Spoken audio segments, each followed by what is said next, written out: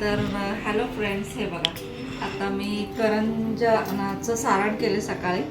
आता हे शंकरपाळ्या, गोड शंकरपाळ्या करत आहे. आणि मग त्यासाठी हे बघा, याच्यामध्ये मैदा, पाणी आणि तूप सगळंचं प्रमाण जे आहे ते सेम घेतलेलं आहे. आणि मग थोडंसं मीठ टाकलेलं आहे आणि त्याच्यामध्ये हे काय म्हणतात इलायची पावडर टाकले. आता मी त्यांना आकार देत आहे. ते मी 1 तासभर ठेवले होते. आकार देते आता तुम्ही बघणारच कशी खुसखुशीत होणार आहेत ते माझी शंकरपाळे.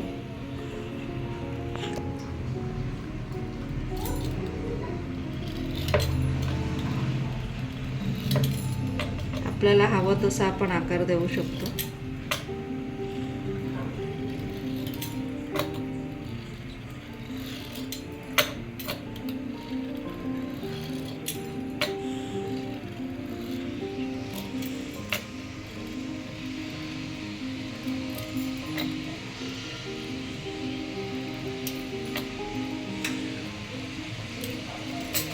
हे त्रिकोणी आकार मला आवडतं. त्रिकोणी म्हणजे षटकोनी आकार. आता तेल गरम करायला ठेवले, तापत आलेलं आहे. जेव्हा ते जास्त तापेल तेव्हाच हे शंकरपाळे ह्याच्यामध्ये टाकायचे आपल्याला.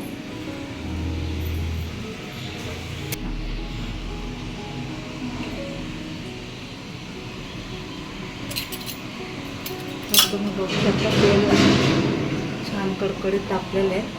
आता मी शंकरपाळे ह्याच्यामध्ये सोडत आहे. तर हे बघा, हे तेल कडकडीत तापल्यानंतरच ह्याच्यामध्ये शंकरपाळे सोडायचे आहेत आपल्याला.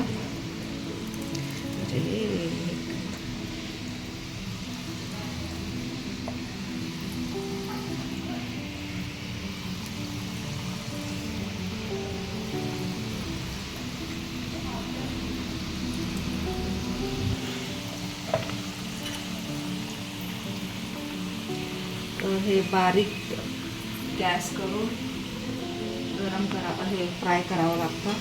नाहीतर काय होतं, हे जाड आहेत ना, तर मग हे चुरमा होतात, ते तळले जातील आतमध्येच तेलाबरोबर. परत बारीक गॅस ठेवून छान खुसखुशीत भाजून घ्यायचे, फ्राय करून घ्यायचे. आता हे फ्राय होतील तोपर्यंत मी अजून एक लाटून घेते. शंकरपाळीचं जे चपाती ते करून घेते.